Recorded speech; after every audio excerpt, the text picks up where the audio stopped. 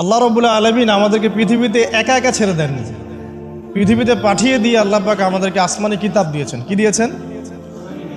প্রত্যেক যুগে যুগে আসমানি কিতাব এসেছে। তাওরাত, জাবুর, ইনজিল, কোরআন এসেছে। আগেকার আসমানি কিতাবগুলো কি এখন চলবে না চলবে না? আগেকার আসমানি কিতাবগুলো কি এখন চলবে না চলবে না?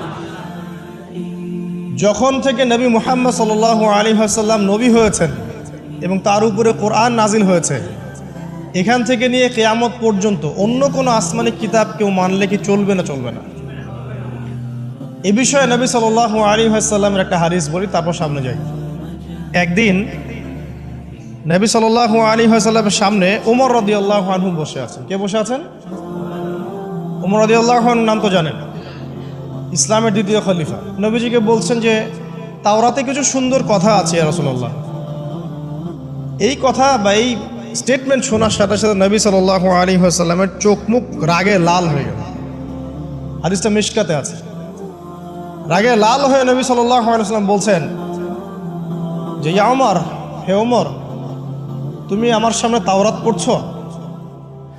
জেনে রাখো, লাউ কানা মূসা হাইয়ান, যদি মূসা আলাইহিস সালাম এখন জীবিত থাকতো। তাওরাত কার উপর নাজিল হয়েছে? মূসা। তাওরাত পড়ছো আমার সামনে, তাওরাত যার উপর নাজিল হয়েছে সেই মূসা আলাইহিস সালাম যদি জীবিত থাকতো এখন, ফাত্তাবা'তুমুহু, আর তোমরা আমাকে বাদ দিয়ে তার অনুসরণ করতে, ওয়া তারাকতুমুনি, আমাকে ছেড়ে দিতে, লা দালালতুম আন সাওয়াইস সাবিল, তাহলে তোমরা অবশ্যই পথভ্রষ্ট হয়ে যেতে। তাওরাত পড়ছো, এখন যদি মূসা আলাইহিস সালামও জীবিত থাকতো আর তোমরা আমাকে বাদ দিয়ে নবী মূসার অনুসরণ করা শুরু করতে, তোমরা অবশ্যই জাহান্নামী হয়ে যেতে। লাউ কানা মূসা হাইয়ান, যদি মূসাও জীবিত থাকতো এখন, আবার যদি জীবিত করা হয় আলাইহিস সালাম, লাত্তাবা'নি, অবশ্যই তাকে আমার অনুসরণ করতে হবে। কথা কি বুঝতে পারছেন? এই কারণে শেষ জামানা যখন ঈসা ইবনে মারইয়াম আসবেন, তিনি নতুন কোনো শরীয়ত নিয়ে আসবেন না। কি নিয়ে আসবেন? তিনি মুহাম্মদ সাল্লাল্লাহু আলাইহি ওয়াসাল্লামের অনুকরণ রূপেই পৃথিবীতে আসবেন ইনশাআল্লাহ। তো আল্লাহ পাক আমাদেরকে দিয়েছেন আল কোরআন, এবং কোরআন এর ব্যাখ্যা হচ্ছে হাদিস। নবী সাল্লাল্লাহু আলাইহি ওয়াসাল্লাম বিদায় হজের ভাষণে বলেছেন, এই হাদিসটা খুব ভালো করে মনে রাখবেন। তিনি বলেছেন যে তারাকতু ফিকুম আমরাইন, আমি তোমাদের মাঝে মাত্র দুটা বস্তু ছেড়ে যাচ্ছি। কয়টা বস্তু? দুটা বস্তু। লান তাদিল্লু মা তামাসসাকতুম বিহিমা, তোমরা কোশ্চিনকালেও পথভ্রষ্ট হবে না যতদিন পর্যন্ত এই দুটাকে আঁকড়ে ধরে থাকবে। ঠিক আছে? তোমরা কোশ্চিনকালেও পথভ্রষ্ট হবে না যতদিন পর্যন্ত এই দুটাকে তোমরা শক্ত করে আঁকড়ে ধরে থাকবে। অন্য হাদিসে আছে দাঁতের মাড়ি দিয়ে কামড়ে থাকবে।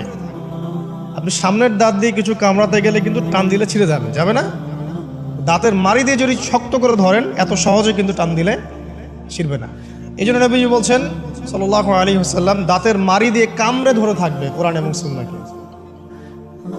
সেই দুটো বস্তু কি? নবী সাল্লাল্লাহু আলাইহি ওয়াসাল্লাম বলছেন, একটা হচ্ছে কিতাব আল্লাহ, আল্লাহ পাকের কিতাব মানে কি? আল কোরআন। ওয়া সুন্নতি নবীহি, মানে নবীর সুন্নাত, অর্থাৎ হাদিসগুলো। কোরআন এবং সুন্নাহ মিলে ইসলাম। এই ইসলামটাই হচ্ছে আল্লাহ রাব্বুল আলামিনের মনোনীত সর্বশেষ দিন, সর্বশেষ টেস্টিমেন্ট। মানে আদম আলাইহিস সালামও তো মুসলিম ছিলেন, নূহ আলাইহিস সালামও মুসলিম ছিলেন, ঈসা আলাইহিস সালাম, মূসা আলাইহিস সালাম, ইব্রাহিম আলাইহিস সালাম, এই যে লক্ষ লক্ষ নবী রাসূল, তারা মুসলিম ছিলেন না? সবাই মুসলিম ছিলেন, কিন্তু সর্বশেষ যে বিধিবিধানগুলো আল্লাহর পক্ষ থেকে এসেছে সেটা কি? কোরআন এবং সুন্নাহ এবং ইসলামের এই নতুন রূপটা, সর্বস্বীকৃত সর্বনতুন যে রূপটা, এটা কিয়ামত পর্যন্ত থাকবে ইনশাআল্লাহ। তো ইসলাম চিরপ্রাচীন এবং চির নতুন, চির আধুনিক। আমরা কি বোঝাতে পারছি? এখন এই ইসলামটা কি পরিবর্তনযোগ্য? উত্তর না। আল্লাহ পাক সূরা মাইদা 3 নম্বর আয়াতে বলছেন, আল ইয়াউমা আকমালতু লাকুম দীনাকুম ওয়া আতমামতু আলাইকুম নি'মাতি ওয়া রাদিতু লাকুমুল ইসলাম দীনা। আল্লাহ পাক বলছেন, আজকে আমি তোমাদের উপরে দিন ইসলামকে পরিপূর্ণ করে দিলাম। পরিপূর্ণ করে দেওয়ার অর্থ হচ্ছে এখানে সংযোজন বিয়োজনের কোনো সুযোগ নাই। কেউ যদি বলে 5 ওয়াক্ত নামাজের জায়গায় 6 ওয়াক্ত বানাই দিব আমরা, ঠিক আছে? সুযোগ আছে? সুযোগ নাই। জাকাতের বিধানটা খুব কঠিন মনে হয়, জাকাতের নিসাবটা একটু কমাই দিব, পারবে? ইসলামের চুল পরিমাণ কিছু ঢোকানোর বের করার কোনো সুযোগ নাই। কেন নাই? কারণ আল্লাহ পাক এই দিনটাকে পরিপূর্ণ করে দিয়েছেন। আল ইয়াউমা আকমালতু লাকুম দীনাকুম, দিনটাকে কামেল করেছি। কামেল মানে কামেল পাস মানে কি? সার্টিফিকেট পাইছে পরিপূর্ণ, তাই না? সার্টিফিকেট সব কিছু না, জ্ঞান সব কিছু। এবং এই জ্ঞান শুধুমাত্র বই পড়ে অর্জিত হবে এমনও নয়। জ্ঞান আসে কার পক্ষ থেকে? আল্লাহর পক্ষ থেকে। এটা মনে রাখবেন, জ্ঞান আল্লাহর পক্ষ থেকে আসে। হ্যাঁ, জ্ঞান কখন আসবে? যখন আপনি পরিশ্রম করবেন, আপনার পরিশ্রম আল্লাহ পাক দেখবেন, আপনি ধারাবাহিকভাবে লেগে থাকবেন, আল্লাহর কাছে বেশি বেশি দোয়া করবেন, পাপ ছেড়ে দিবেন, গুনাহ ছেড়ে দিবেন, গুনাহমুক্ত অন্তর নিয়ে আল্লাহর কাছে কান্নাকাটি করবেন, আল্লাহ পাক ইনশাআল্লাহ ইলম দান করবেন ইনশাআল্লাহ। ইমাম শাফি রাহিমাহুল্লাহ বলতেন যে আমি অনেক পড়ি কিন্তু ভুলে যাই। তার ওস্তাদ তাকে বললেন যে তুমি পাপ করা ছেড়ে দাও, যদি গুনাহ করতে থাকো তাহলে তোমার অন্তরে আল্লাহর নূর নাজিল হবে না। ঠিক আছে, গুনাহ মুক্ত অন্তর নিয়ে ইলম চর্চা করতে হয়। আল্লাহ পাক তৌফিক দান করুন। আমি আর ইলম অর্জন করে যদি অহংকার আর হিংসা চলে আসে, তাহলে সেই ইলম হবে শয়তানের ইলম। শয়তান প্রচণ্ড আলেম ছিল, কিন্তু ইবলিস কি ছিল? আলেম ছিল। সে কিন্তু আলেম আর আবেদ ছিল। সে ইলম অনেক অর্জন করেছিল এবং আল্লাহ পাকের প্রচুর ইবাদত করত, কিন্তু তারপরেও কেন সে জাহান্নামী হলো? কারণ একটাই, আবা ওয়াস্তাকবারা, সে উদ্ধত হয়েছিল, অহংকার করেছিল। ইসলাম পরিপূর্ণ, এখানে সংযোজন বিয়োজনের কোনো সুযোগ নাই। এখন ইসলাম ছাড়া অন্য কোনো দিন মানলে কি হবে কিনা?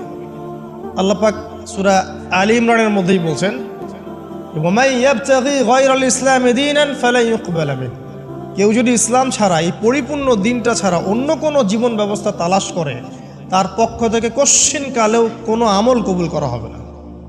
কার কথা? আল্লাহর কথা। একটা জায়গায় আমি ফোকাস করি যে দিন পালন করতে গিয়ে সবচেয়ে বড় চ্যালেঞ্জটা হচ্ছে, সেটা হচ্ছে আল্লাহকে পাওয়া। কি করা? যে আল্লাহর কাছ থেকে আমরা এসেছি, সেই আল্লাহকে দুনিয়াতে এবং আখিরাতে পাওয়া, এটাই চ্যালেঞ্জ। আল্লাহকে যে ব্যক্তি পেয়েছে সে দুনিয়ার সব পেয়ে গেছে। আল্লাহকে যে পায় নাই সে আসলে কিছুই পায় না, ইহকাল পরকালের কিছুই পায়নি। এখন আমরা আল্লাহকে পাবো কিভাবে? এটা বড় প্রশ্ন না? যে আল্লাহর কাছ থেকে, যে জান্নাত থেকে আমরা পৃথিবীতে চলে আসলাম, সেই জান্নাতে যেতে হলে তো আমাকে আল্লাহকে পেতে হবে। আল্লাহকে পেতে হলে আমার কি কি করণীয়? খুব শর্ট করে আমি কয়েকটা পয়েন্টস আপনাদেরকে শেয়ার করছি। 1 নাম্বার, আল্লাহকে পেতে হলে অবশ্যই তার নবী মুহাম্মদ সাল্লাল্লাহু আলাইহি ওয়াসাল্লামকে অনুসরণ করতে হবে। এছাড়া আল্লাহকে পাওয়ার দ্বিতীয় কোনো পথ নেই। আল্লাহকে পেতে হলে অবশ্যই তার নবী মুহাম্মদ সাল্লাল্লাহু আলাইহি ওয়াসাল্লামের আদর্শগুলো জীবনের প্রতিটা ক্ষেত্রে বাস্তবায়ন করতে হবে। চলাফেরা, ওঠা বসা, খাওয়া দাওয়া, ইস্তেঞ্জা করা, মুআমেলাত, ব্যবসা বাণিজ্য, অর্থনীতি, সমাজ, রাষ্ট্র, সব ক্ষেত্রে আপনাকে মুহাম্মদ সাল্লাল্লাহু আলাইহি ওয়াসাল্লামের তরিকা, আদর্শটাকে ফলো করতে হবে। তাহলে আপনি আল্লাহকে পাবেন ইনশাআল্লাহ। যে ব্যক্তি আল্লাহকে পেয়েছে সে দুনিয়াও পেয়েছে, আখিরাতও পেয়েছে। যে আল্লাহকে পায় নাই, দুনিয়াও বরবাদ, আখিরাতও বরবাদ। 1 নাম্বার তাহলে কি কাজ? আল্লাহ পাকের সর্বশেষ নবী মুহাম্মদ সাল্লাল্লাহু আলাইহি ওয়াসাল্লামকে অনুসরণ করা, তার আদর্শ মেনে চলা, 1 নাম্বার। 2 নাম্বার হচ্ছে 5 ওয়াক্ত নামাজ। আল্লাহকে পেতে হলে নামাজ লাগবে। নামাজ নাই, আল্লাহ নাই। ওয়াস্তাঈনু বিস-সাবরি ওয়াস-সালাহ, তোমরা সবর এবং সালাতের মধ্য দিয়ে আল্লাহর সাহায্য প্রার্থনা করো। আমরা এই জন্য নামাজে বলি ইয়াকা না'বুদু ওয়া ইয়াকা নাস্তাঈন, আমরা শুধু আপনারই ইবাদত করি এবং আপনার কাছেই সাহায্য প্রার্থনা করি। আল্লাহকে পেতে হলে নামাজের কোনো বিকল্প নাই। যে ব্যক্তি নামাজ পড়ে না, আল্লাহর সাথে তার কোনো সম্পর্ক নেই, নো কানেকশন। আপনি যে কোনো কিছু চাচ্ছেন, সেজদায় পড়ে আল্লাহর সামনে আত্মসমর্পণ করেই চাইতে হবে। ওয়াসজুদ ওয়াক্তারিব, আল্লাহ পাক কি বলেছেন? সেজদা করো, নিকটবর্তী হও। তো ব্যাখ্যা অনেক করা যায়। নামাজ না পড়লে কিন্তু মানুষ কুফরিতে লিপ্ত হয়। যে ব্যক্তি মান তারাকা সালাতান মুতাআম্মিদান ফাকাদ কাফারা, যে ব্যক্তি সালাতকে অস্বীকার করে, ফরজ নামাজকে অস্বীকার করে, সেই ব্যক্তি কিন্তু কুফরিতে চলে যায়। ঠিক আছে। তারপরে বাইনা রাজুলি ওয়া বাইনা শিরকি ওয়াল কুফরি তারকুস সালাহ, একজন মুমিন বান্দা এবং অমুসলিমদের মধ্যে পার্থক্যই নামাজ। নামাজের বিষয়ে অনেক কথা আমি আগেও বলেছি, আপনারা শুনেছেন, অন্য আলেমদের কাছেও শুনেছেন। এক বাক্যে নামাজ না পড়লে ইসলামের রশিটা কেটে যাবে। মুআজ বিন জাবালকে নবী সাল্লাল্লাহু আলাইহি ওয়াসাল্লাম বলেছেন যে যদি মান তারাকা সালাতান মুতাআম্মিদান, কেউ যদি সালাতকে ইচ্ছা করে ছেড়ে দেয়, ফাকাদ বারিআত মিন জিম্মাতিল্লাহ, সে ব্যক্তি আল্লাহর জিম্মেদারি থেকে মুক্ত হয়ে যাবে। তার উপর আল্লাহর কোনো জিম্মাদারি নাই, আল্লাহর নিরাপত্তা জিম্মাদারি থেকে সে মুক্ত। তো 5 ওয়াক্ত নামাজ আল্লাহ পাক আমাদের সবাইকে জামাতের সাথে পড়ার তৌফিক দান করুন। এর পাশাপাশি নফল নামাজ বাড়িয়ে দেওয়ার তৌফিক দান করুন এবং স্পেশালি তাহাজ্জুদের নামাজ যদি পারেন 2 রাকাত হলেও নিয়মিত তাহাজ্জুদের নামাজ পড়ার তৌফিক আল্লাহ পাক আমাদেরকে দান করুন। আর নামাজের বাহ্যিকতা নিয়ে এত বেশি ঝগড়ায় যাবেন না। এখন আমরা যত ঝগড়া নামাজের বাহ্যিকতা নিয়ে, হাত বাঁধা, রফুল ইয়াদাইন, আমিন আর পায়ে পা, এগুলো নিয়ে ঝগড়া শেষ আছে নাই। ইসলামের বিরোধী শক্তিরা হাত ভেঙে ফেলার পায়তারা করে ফেলেছে অলরেডি। হাতই না থাকলে আপনি বাঁধবেন কোথায়? মনে করেন আপনার হাতই নাই, বাঁধবেন কি উপরে না নিচে? এই হাত তো ভেঙে ফেলার পায়তারা করা হয়েছে। এখন আপনি পড়ে আছেন বাঁধার কোন জায়গায় বাঁধবেন সেটা নিয়ে, অথচ পুরো বৈশ্বিক চক্রান্ত মুসলিমদের বিরুদ্ধে হাতটাই ভেঙে ফেলে দিবে। তুই বাঁধবি কোথায় হাত? তারপর দেখব। এটা আমরা বুঝতে পারি না। এটা বোঝার জন্য যে জ্ঞান, ইলম, নূর দরকার তা তো নাই আমাদের মধ্যে। এই জন্য আপোষের ঝগড়া নিয়ে পড়ে আছে। যে ছোটোখাটো যে ইখতিলাফি মাসআলাগুলো চলে আসছে দীর্ঘদিন থেকে, এগুলোর কোনো সমাধানে আসতে পারবে না কিন্তু কেউ। পক্ষে বিপক্ষে কথা চলতেই থাকবে কিয়ামত পর্যন্ত, ওইগুলো নিয়ে আমরা ব্যস্ত আছি। তো আমি রিকোয়েস্ট করব নামাজের আধ্যাত্মিকত্বের দিকে ফোকাস করুন। নামাজের আধ্যাত্মিকত্ব কি? আপনি আল্লাহর সামনে দাঁড়িয়েছেন, দুনিয়ার সাথে এখন আপনার কোনো সম্পর্ক, আপনি এবং আল্লাহ, মাঝখানে কিছু নাই। নামাজে যা পড়ছেন, সূরা ফাতিহা, অন্যান্য সূরা, রুকু, তাসবিহ, সিজদা, তাশাহুদ, দরুদ, অর্থ বোঝার চেষ্টা করেন এবং অর্থের দিকে ফোকাস করেন, আল্লাহকে পাবেন ইনশাআল্লাহ। সিজদায়, রুকুতে যখন যাচ্ছেন আপনি চিন্তা করেন যে আপনি মহাবিশ্বের মহা শক্তিধর আল্লাহ রাব্বুল আলামিনের সামনে মাথা নত করেছেন। আপনি চিন্তা করেন যে আল্লাহ আপনাকে দেখছেন। এখন যখনই মানুষ নামাজে দাঁড়ায় আল্লাহ পাক তার দিকে দৃষ্টি নিবদ্ধ করেন, এবং যখন মানুষ এদিক ওদিক তাকানো শুরু করে নামাজে, আল্লাহ পাক মুখ ঘুরিয়ে নেন। হ্যাঁ, নামাজে ওই যে আমরা যে ডিজিটাল নামাজ পড়ি না, এখন ডিজিটাল মানে 4 রাকাত নামাজ 4 মিনিটে শেষ। এক রুকু করলে সেজদা পাওয়া যায় না, সেজদার তাসবিহ পড়লে আবার এদিকে দেখা যায় যে দ্বিতীয় সেজদায় চলে গেছে অলরেডি ওঠার আগে। অনেক ক্ষেত্রে ইমাম সাহেবরাও খুব দ্রুত নামাজ পড়ান, অনেক দ্রুত পড়ান। এত দ্রুত নামাজ পড়াবেন কেন? নামাজ জামাতে পড়লে সংক্ষিপ্ত করতে বলা হয়েছে, কিন্তু এত দ্রুত তো পড়তে বলা হয়নি। এখনও দেখবেন মক্কা মদিনায় গিয়ে নামাজ দেখবেন, মাশাআল্লাহ, নামাজটা তাদের মাশাআল্লাহ, এটার প্রশংসা না করলে হকাতা হবে। নামাজটা অসাধারণ, ধীর স্থিরভাবে। ফজরের নামাজ 20 মিনিট, 15 মিনিট, 20 মিনিট পড়াচ্ছে নামাজ, রিল্যাক্স। নামাজে দাঁড়ালে চমৎকার তেলাওয়াত হচ্ছে, আপনি ভুলে যাচ্ছেন নিজেকে। তেলাওয়াত হবে চমৎকার, এবং সবচেয়ে ভালো যিনি তেলাওয়াত করতে পারেন তাকে নামাজে দিতে হবে। রিল্যাক্সে নামাজ পড়বে। ক্ষেত্র বিশেষে আপনি শর্ট করতে পারেন, কিন্তু সবসময় কেন আমরা 4 রাকাত নামাজ 3 মিনিটে শেষ করে দিব? আবার নামাজের পর দোয়াটা হবে লম্বা, অথচ নামাজটাই ছিল দোয়া, নামাজটাই কিন্তু দোয়া। এখন সেজদায় আমরা যদি কান্নাকাটি করতে না শিখি, আল্লাহর সামনে আমি মাথা নত করেছি, এখানে নিজের মনের যত আবেগ, আকুতি, দোয়া, এগুলো আল্লাহর সামনে ঢেলে না দিতে পারি, এই দোয়া কালাম না শিখি, তাহলে তো নামাজের আধ্যাত্মিকতা অর্জন হলো না। সাহাবীরা কেমন করে নামাজ পড়তেন যে নামাজ পড়ার পরেও তাদের গা থেকে তীর বের করা যায়? কিভাবে তারা নামাজ পড়তেন? তাহলে নবী সাল্লাল্লাহু আলাইহি ওয়াসাল্লাম কিভাবে নামাজ পড়তেন যে নামাজ পড়ার ফলে তার পা মোবারক ফুলে যাইত? 1 রাকাতে তিনি 4 পারা কোরআন তেলাওয়াত করতে পারলেন কিভাবে? তো তাদের নামাজ আর আমাদের নামাজ, আল্লাহ রাব্বুল আলামিন তার রাসূলের মাধ্যমে একটা হাদিসে জানিয়েছেন যে এমনও অনেক নামাজি আছে, নাউযুবিল্লাহ, আল্লাহ পাক আমাদেরকে তাদের অন্তর্ভুক্ত না করুন, যে নামাজ পড়ার পরে আল্লাহ রাব্বুল আলামিন এই নামাজটাকে ওই নামাজের মুখের উপর নিক্ষেপ করে দেয়। তোমার নামাজের আমার কোনো দরকার নেই। আল্লাহ পাক আমাদেরকে হেফাজত করুন। ধীর স্থিরভাবে পড়েন, রিল্যাক্স, তাড়াহুড়ার কিচ্ছু নাই। ওমা খালাকতুল জিন্না ওয়াল ইনসা ইল্লা লিয়াবুদুন, শুধুমাত্র আল্লাহর ইবাদত করার জন্যই তো পৃথিবীতে এসেছি। হোক না দোকানটা 5টা মিনিট পরে খুললে কি হবে? হ্যাঁ, জমিতে যান, জমিতে আধা ঘন্টা পরে গেলে কি হবে? যে আল্লাহ পাক আপনাকে বাঁচিয়ে রাখতে পারেন, সে আল্লাহ পাক আল্লাহর পথে সময় দিলে আপনাকে অফুরন্ত রিজিকও তো দিতে পারেন না? আপনি আল্লাহর হয়ে যান, বাকি সব আল্লাহ আপনার দায়িত্ব নিয়ে নেবেন ইনশাআল্লাহ। আপনি নিজে আল্লাহর হয়ে যান, আপনার সব কিছু দায়িত্ব কে নিয়ে নেবে? আল্লাহ নিয়ে নেবে। আল্লাহ পাক আমাদেরকে ধীর স্থিরভাবে আধ্যাত্মিকত্ব অর্জন করে নামাজ পড়ার তৌফিক দান করুন। দেখুন, আল্লাহকে পাওয়ার সবচেয়ে সেরা মাধ্যম কি? নামাজ। তার আগে বলেছি নবী সাল্লাল্লাহু আলাইহি ওয়াসাল্লামের অনুসরণ। আল্লাহকে পাওয়ার তৃতীয় একটা মাধ্যম বলে দিই আমি, সওম বা রোজা রাখা। অল্প সময় ঘুরিয়ে নিচ্ছি, সওম বা রোজা রাখা। রোজা কেন আল্লাহকে পাওয়ার মাধ্যম জানেন? কারণ রোজা রাখা অবস্থায় আমরা কিন্তু গোপনে পানাহার করি না, করি? আমরা রোজা রেখেছি, গোপনে কিন্তু পানি খেতে পারি, কেউ দেখবে না। গোসল করছেন, আপনি পানি খেতে পারেন, কেউ দেখবে? দেখবে না। লুকিয়ে লুকিয়ে আপনি কিন্তু খাবার খেতে পারেন, কেউ দেখবে না, বাসায় কেউ নাই দেখার, কিন্তু আপনি খান না। আপনি সবর করেন, সহ্য করেন, একদম সূর্যাস্তের সময় গিয়ে আপনি ইফতার করেন। এই যে কাজটা আপনি কেন করেন? কারণ আপনি ফিল করেন যে আল্লাহ আপনাকে দেখছেন। কেউ আপনাকে দেখুক না দেখুক, আল্লাহ আপনাকে দেখছেন। এটাই হচ্ছে ইহসান, এটাই হচ্ছে আল্লাহ পাকের মারেফতকে উপলব্ধি করা। আল্লাহ রাসূল সাল্লাল্লাহু আলাইহি ওয়াসাল্লাম বলেছেন, ইহসান হচ্ছে আন তা'বুদাল্লাহা কাআন্নাকা তারা, তুমি এমনভাবে আল্লাহর ইবাদত করবে যেন তুমি আল্লাহকে দেখছো। ওয়া ইল্লাম তাকুন তারাহু ফাইন্নাহু ইয়ারাক, তুমি আল্লাহকে দেখতে না পারলেও বিশ্বাস করবে আল্লাহ তোমাকে দেখছেন। এটা রোজা রাখলে উপলব্ধি হয় না যে আল্লাহ আমাকে দেখছেন? এটা হচ্ছে আল্লাহকে পাওয়ার মাধ্যম।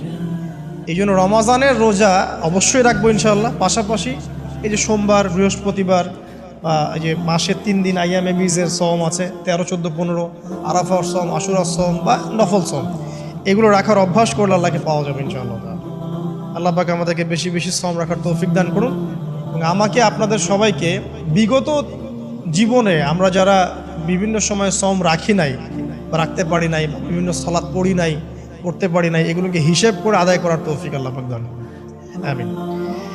4 নম্বর একটা মাধ্যম বলে দিই আল্লাহকে পাওয়ার, সেটা হলো তিলাওয়াতে কোরআন। কোরআন তেলাওয়াত যে যত বেশি করবে, অর্থ উপলব্ধি করে পড়বে, সে আল্লাহ পাককে চাক্ষুষ পাবে ইনশাআল্লাহ।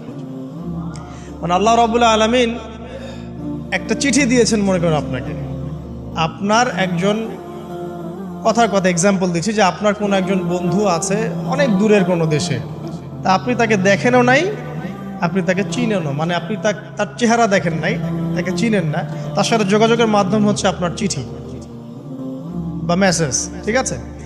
এখন সে আপনাকে কিছু মেসেজ পাঠালো, এই মেসেজের মধ্যে সে কিছু ইনস্ট্রাকশন দিয়েছে যে এইগুলো করতে হবে, এগুলো করতে হবে, বা আপনার প্রতি ভালোবাসার ইজহার করছে। মানে এই মেসেজটা যদি আপনি পড়তে পারেন, তাহলে আপনি আপনার বন্ধুর সাথে একটা কানেকশন তৈরি করলেন না? বুঝতে পারছি না? আচ্ছা, এখন সমস্যা হচ্ছে কি, আমরা ওই মেসেজটা পড়তেই পারি না। আমরা তো কোরআনটা পড়তেই জানি না, তাহলে মেসেজটা পাবো কিভাবে? আর যারা পড়তে জানি সেই ভাষাটা বুঝি না। এখন ওই বন্ধু মনে করেন চিঠি লিখেছে বাংলা ভাষায়, আর আপনি বাংলা পড়তে জানেন না, তাহলে কি পারবেন উপলব্ধি করতে তার মনের ভাব, সেই বন্ধুর আবেগ, ভালোবাসা, প্রেম আপনি কি উপলব্ধি করতে পারবেন? লিখেছে সে উর্দু দিয়ে বা ইংরেজিতে, আপনি ইংরেজি বোঝেন না, ইংরেজি লিখতে পারেন না, তাহলে কি আপনি তার চিঠি বুঝতে পারবেন? এখন আমরা যেহেতু আরবি বুঝি না, এই কারণে কোরআনের মধ্যে কি বলেছেন আল্লাহ রাব্বুল আলামিন আমরা উপলব্ধি করতে পারছি। আমি কি বুঝাতে পারছি? তো কোরআন শুধুমাত্র তিলাওয়াত করা যথেষ্ট নয়। তিলাওয়াত করলে আপনি প্রত্যেক হরফে 10 টাকা পাবেন, কোনো সমস্যা নাই, কিন্তু ওই মেসেজটাকে উপলব্ধি করতে হলে আপনার অর্থটা জানতে হবে। অর্থ জানলে পরে আপনি দেখবেন আল্লাহকে আপনি চাক্ষুষ সামনে পাচ্ছেন ইনশাআল্লাহ। আপনি হতাশ হয়েছেন, হতাশা দূর করার জন্য সূরা আছে কোরআন। বিপদে পড়েছেন, বিপদ দূর করার সূরা আছে কোরআন। আপনার রিজিকের সমস্যা কাটানোর সূরা কোরআনে আছে। কোনো হাজতের প্রয়োজন, সূরা ইয়াসিন, হাজতের সূরা চলে আসে। অসুস্থ হয়েছেন, শেফার সূরা কোরআনে আছে। বা কাউকে জিন টোনা করা হয়েছে, বানটোনা করা হয়েছে, ওর শেফাও কোরআনে আছে। এমন কোনো বিষয় নাই যেটা আল্লাহ রাব্বুল আলামিন কোরআনের মধ্যে নাজিল করেন নাই। ব্যবসা করতে চান, কোরআন কথা বলবে, ঠিক আছে? আপনি সামাজিক বিষয়ে ডিল করতে চান, সূরা হুজুরাত কথা বলবে। আপনি ইতিহাস ভালোবাসেন, কোরআনে ইতিহাস দিয়ে ভর্তি করা আছে। আপনি কাব্য ভালোবাসেন, কবিতা পড়তে ভালোবাসেন, কোরআনের মধ্যে কবিতা দিয়েও ভর্তি আছে। আর রহমান আল্লামাল কোরআন খালাকাল ইনসান, এখানে ছন্দ আছে না? প্রত্যেকটা ছন্দ, ওয়ান নাজমি ইযা হাওয়া মা দাল্লা সাহিবুকুম ওয়া মা গাওয়া ওয়া মা ইয়ানতিকু আনিল হাওয়া, ছন্দ আছে না? আপনি উপন্যাস ভালোবাসেন, কোরআনে অনেক উপন্যাস আছে। যা চান তাই পাবেন কোরআন। এক কথায় আপনি আল্লাহকে পাবেন কোরআনের মধ্য দিয়ে। কোরআনের সাথে যার সম্পর্ক যত বেশি, আল্লাহর মারেফত সে তত বেশি পাবে ইনশাআল্লাহ আজ্জা ওয়া জাল। 4টা বলেছে না? 5 নম্বর হচ্ছে হজ উমরা করা। হজ উমরা আল্লাহ পাক আমাদের সবাইকে বেশি বেশি করার তৌফিক দেখ। হজ এবং উমরা এমন কিছু কাজ আছে যে কাজগুলো সরাসরি আপনার সাথে আল্লাহ পাকে কানেকশন করা হবে। আরাফার মাঠে যাবেন, ওই মাঠে কি কিয়ামত হবে না? আল্লাহকে চিনতে পারবেন এখানেই। তারপরে যে সাই করেন না, সাফা মারওয়া সাই করে, ওখানে গেলে আপনি বুঝতে পারবেন যে কিভাবে ইসমাইল আলাইহিস সালামকে পানি দেওয়ার জন্য তার মা হাজারা এখানে দৌড়াদৌড়ি করেছে। বাইতুল্লাহ দেখবেন, আপনি চিনবেন যে আল্লাহর তাওহীদ কি জিনিস।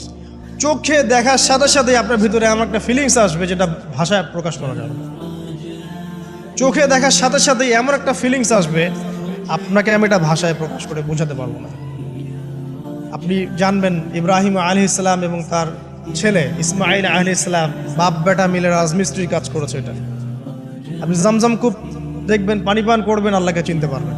এই কূপ তো অলৌকিক, এই কূপের মতো কূপ নাই পৃথিবীতে, এর পানি কখনো শেষ হয় না, এবং এই পানি খেয়ে মানুষ বেঁচে থাকতে পারে, খাবারের দরকার হবে না।